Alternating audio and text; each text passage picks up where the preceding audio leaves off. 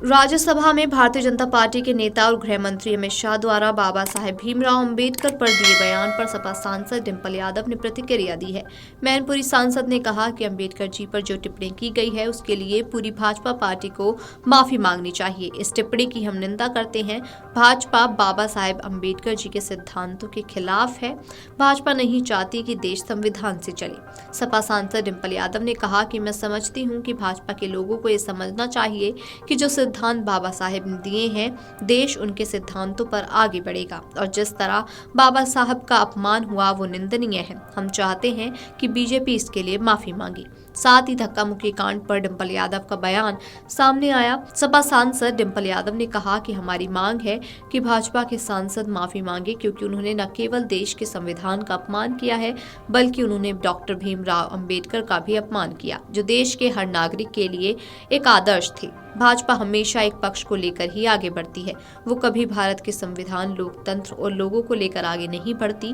भाजपा को कल ही धक्का मुक्की के लिए माफी मांगनी चाहिए क्योंकि इसके लिए केवल भाजपा सरकार और भाजपा सांसद जिम्मेदार हैं। आइए आपको भी सुनाते हैं क्या कुछ बोली सपा सांसद। जहाँ पे आज हम चाह रहे हैं कि भारतीय जनता पार्टी के एमपीज माफी मांगे because they have not only insulted the democracy of the country, they have insulted Dr. Bhimrao Ambedkar ji also, who is an idol for every citizen of the country.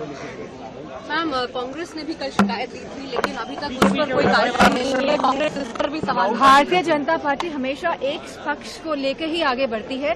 वह कभी भारत के संविधान को, भारत की democracy को और लोगों को लेकर आगे नहीं बढ़ती है। और मैं समझती हूँ भारतीय जनता पार्टी को जो कल का फेस ऑफ हुआ है उसके लिए माफी मांगनी चाहिए क्योंकि इसके लिए केवल भारतीय जनता पार्टी की सरकार और भारतीय जनता पार्टी के मेंबर ऑफ पार्लियामेंट जिम्मेदार हैं। उधर आरजेडी प्रमुख लालू प्रसाद ने बाबा साहेब अंबेडकर पर केंद्रीय गृह मंत्री अमित शाह की टिप्पणी को लेकर उन पर निशाना साधते हुए कहा कि उन्हें कैबिनेट से इस्तीफा दे देना चाहिए और राजनीति छोड़ देनी चाहिए। बिहार के मुख्यमंत्री रह चुके प्रसाद इस सप्ताह की शुरुआत में राज्यसभा में शाह के भाषण पर उठे विवाद के बारे में संवाददाताओं के सवाल का जवाब दे रहे थे। उन्होंने कहा कि अमित शाह पागल हो गए हैं। वे हमारे पूज्य बाबा साहेब के प्रति नफरत से भरे हुए हैं। मैं इसकी कड़ी निंदा करता हूं।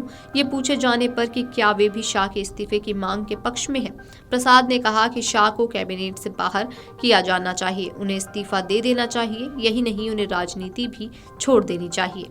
साथ ही आपको बता दें कि संसद में हुई धक्का मुक्की में घायल होने वाले प्रताप सारंगी 2 बार सांसद रह चुके हैं।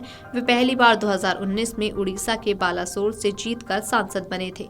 उन्होंने 2014 में ही चुनाव लड़ा था। तब उन्हें बीजद के रविंद्र कुमार जेना से हार का सामना करना पड़ा था। प्रताप सारंगी अपनी सादगी के लिए जाने जाते हैं। सारंगी आज भी साइकिल ही चलाते हैं। लोग उन्हें उड़ीसा का मोदी कहते हैं। वे अविवाहित हैं, एक छोटे से घर में रहते हैं और सन्यासियों की तरह जीवन व्यतीत करते हैं। बालासोर में नीलगिर के गोपीनाथपुर गांव में 4 जनवरी 1955 को जन्मे प्रताप चंद्र सारंगी नीलगिर विधानसभा क्षेत्र से 2004 और 2009 में विधायक चुने जा चुके हैं। मुकेश राजपूत यूपी के फर्रुखाबाद सीट से सांसद हैं। यहां से वे 3 बार सांसद रह चुके हैं। सांसद मुकेश राजपूत 2000 से 2005 और 2006 से 2012 तक फर्रुखाबाद जिला पंचायत के 2 बार अध्यक्ष रहे। उन्होंने साल 2014 व वर्ष 2019 में लोकसभा चुनाव जीता। 55 साल के मुकेश राजपूत की गिनती यूपी में लोधी समाज के बड़े नेताओं में की जाती है। Video desk amarujala.com। अगर आप ये वीडियो YouTube पर देख रहे हैं तो हमारे चैनल को सब्सक्राइब कर बेल आइकन दबाएं और Facebook पर देख रहे हैं तो हमारे पेज को लाइक करें। 8 मिलियन प्लस सब्सक्राइबर, आपके इस भरोसे के लिए बहुत धन्यवाद।